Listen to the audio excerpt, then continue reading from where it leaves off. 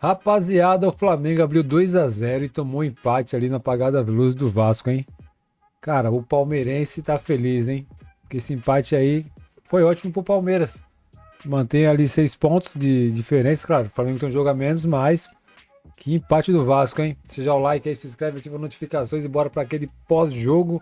Flamengo 2, Vasco 2 aí, que surpresa. E olha só, hein? O Vasco, se jogasse um pouquinho mais, poderia até, né? Muito respeito contra o Flamengo. Se tivesse tentado alguma coisinha ali a mais, o Renato Gaúcho respeitou muito. Poderia até dar mais trabalho pro Flamengo, hein? Então vamos pro vídeo aí. ESPN Brasil. Fica até o final. Bom vídeo aí pra vocês. Tamo junto. Forte, sim. Fazer gol no começo, construir vantagem cedo, geralmente antes dos 15 minutos, para depois poder jogar um pouco mais em transição como ele gosta.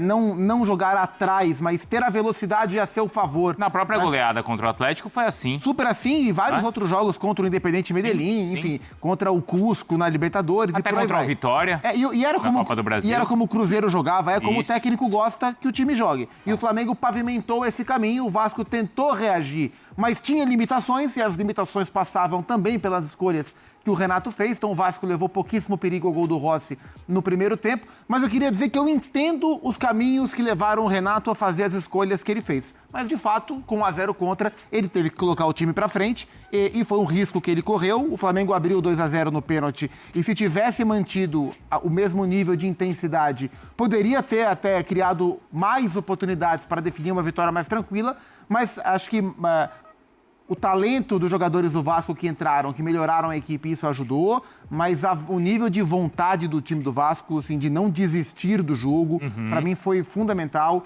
e é uma marca desse time do Vasco, quando a gente falava aqui no intervalo. Isso. O Vasco virou jogos improváveis contra times melhores do que ele.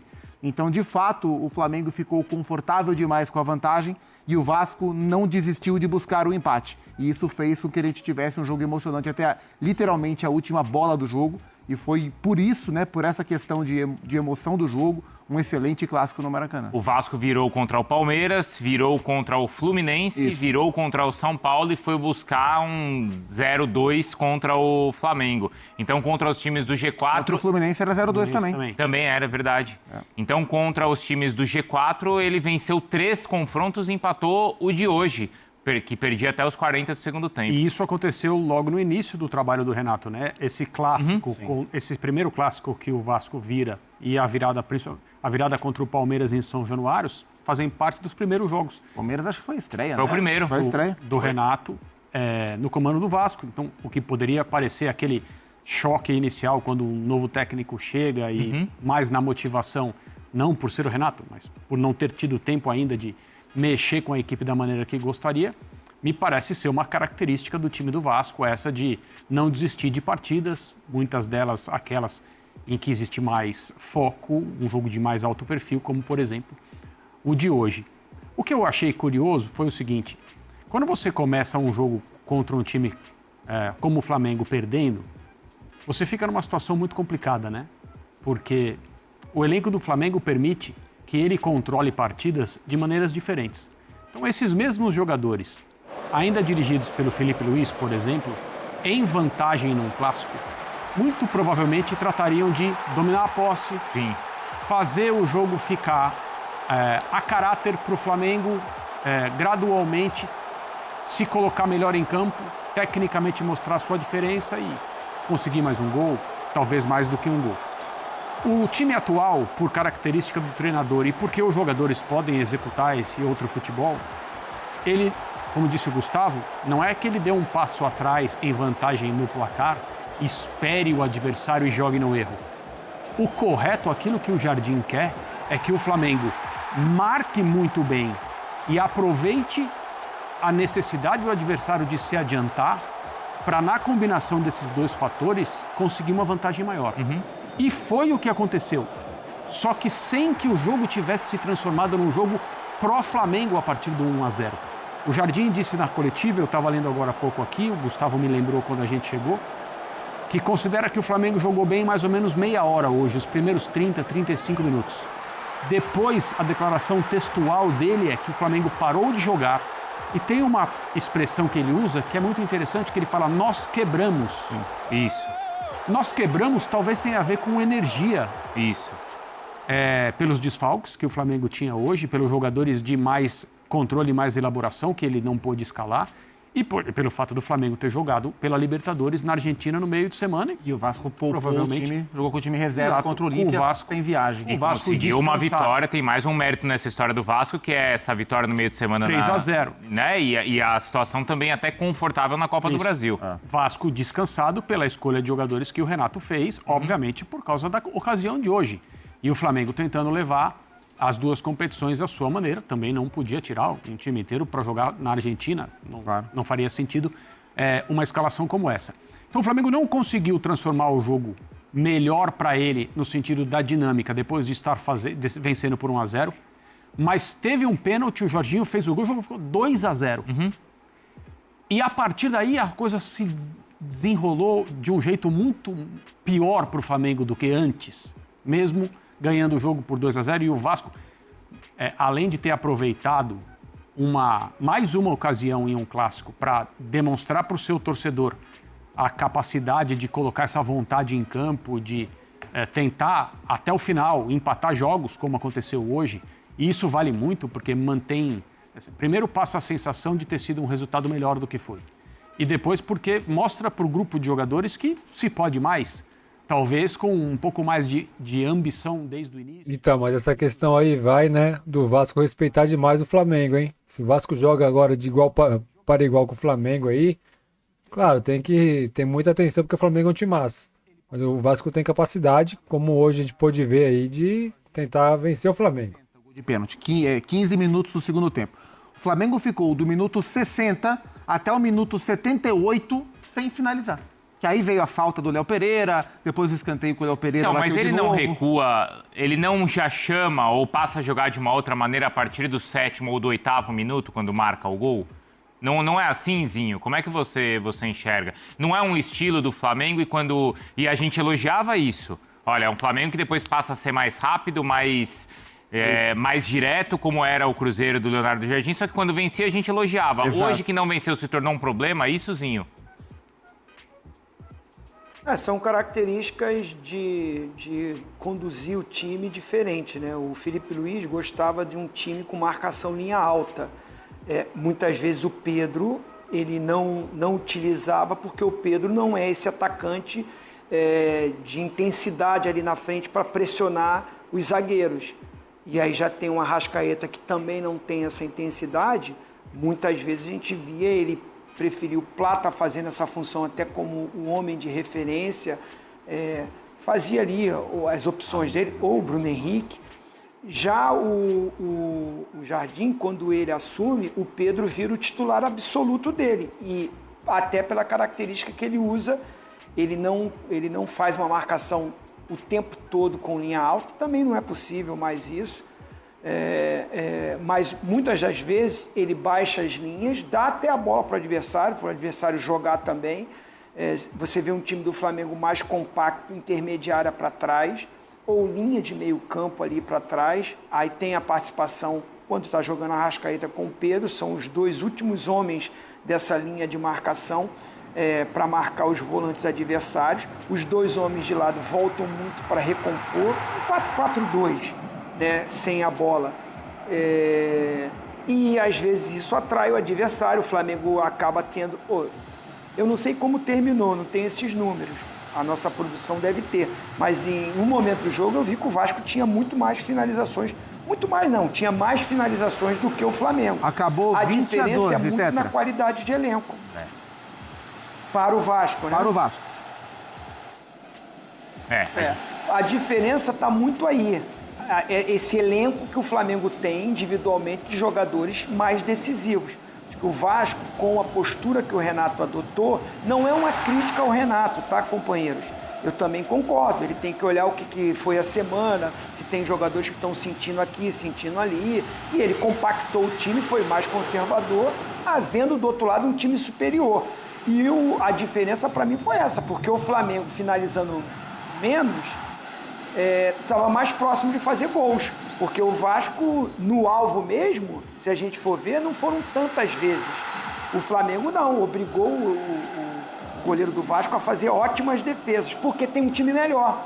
E aí vem a cobrança em cima do Leonardo Jardim, né, que ele tem um time com muita qualidade ofensiva para ele recuar e dar a bola para o adversário, como esse Flamengo hoje faz isso em muitos jogos. Vamos colocar os números na tela, só para a gente ver se bate aí com a visão de vocês. Depois a gente comenta e, claro, ouve também os dois treinadores. Então tem duas telas que mostram números, justamente de posse de bola, também a questão das finalizações e se as finalizações foram corretas. Olha lá.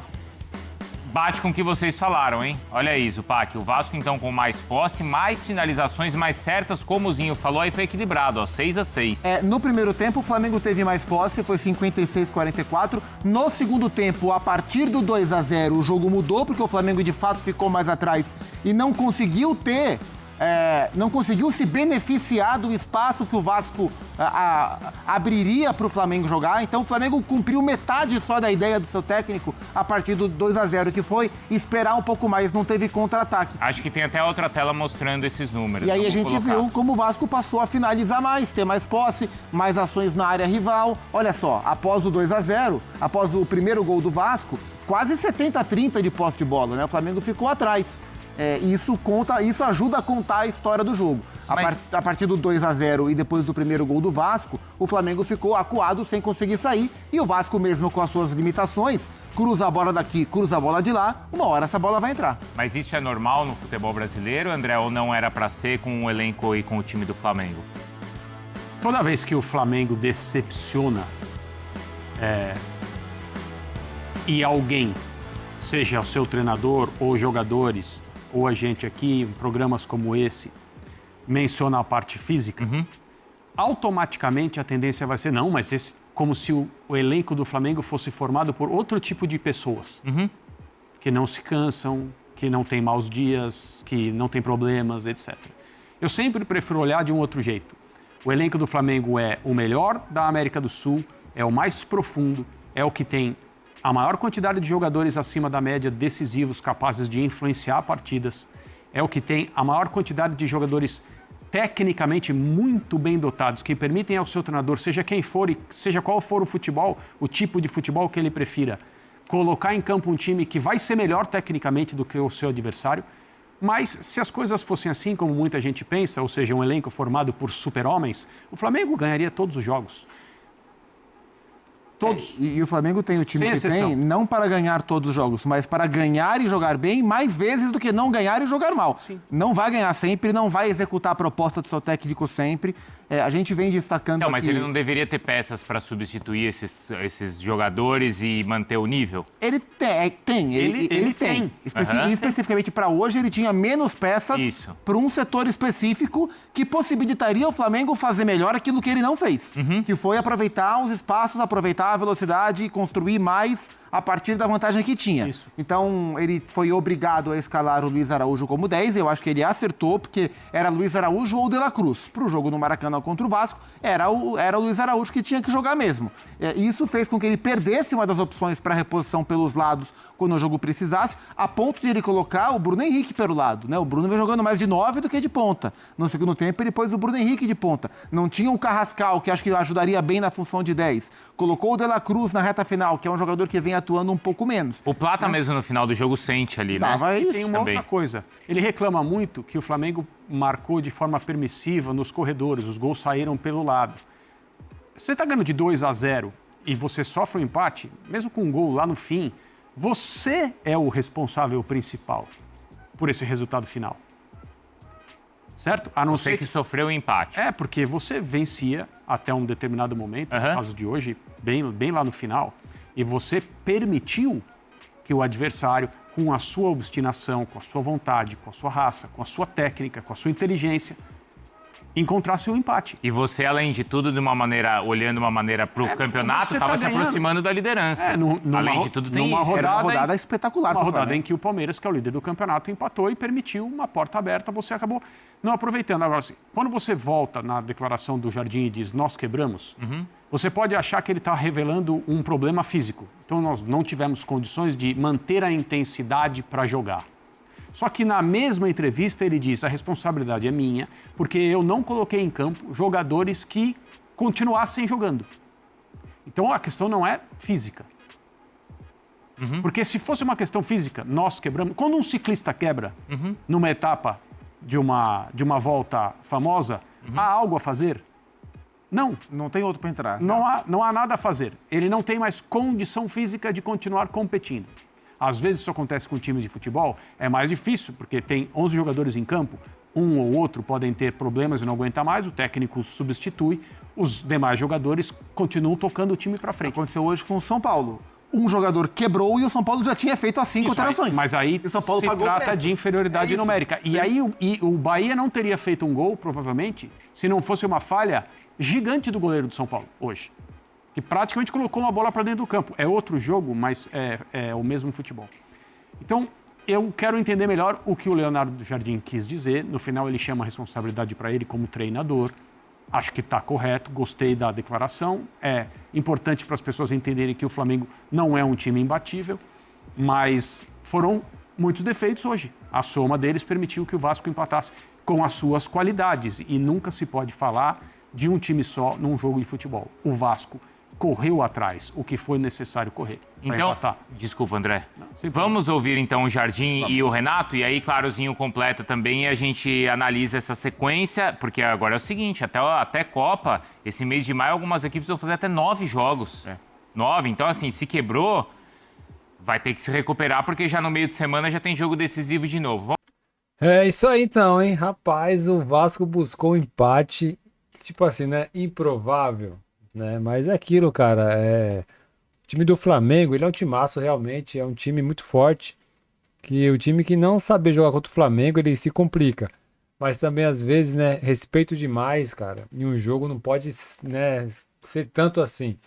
Hoje a gente viu aí que o Vasco respeitou demais o Flamengo foi lá, abriu 2-0, e quando o Renato começou a ver que poderia tentar buscar alguma coisa ali, o Vasco foi lá, fez o gol com o Robert Renan, né, de cabeça ali no cruzamento perfeito, e depois, né, o Hugo Moura, né, o tão criticado Hugo Moura foi lá e no último lance do jogo ali, no finalzinho, 51 do segundo tempo, o Vasco empata. E, cara, pra empatar com o Flamengo, pô, cara, um resultado ótimo aí pro Vasco, né? Porque realmente a gente sabe que os elencos são muito diferentes. Ainda mais o Flamengo buscando aí a liderança. Empate horrível para o Flamengo, mas pro Vasco foi um empate ótimo aí. Ótimo.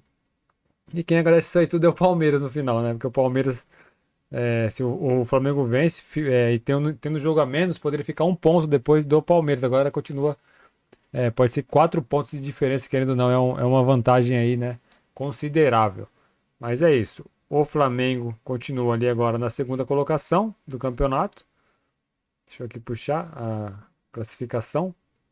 Isso mesmo. Palmeiras 33 pontos, Flamengo 27 pontos com um jogo a menos, hein?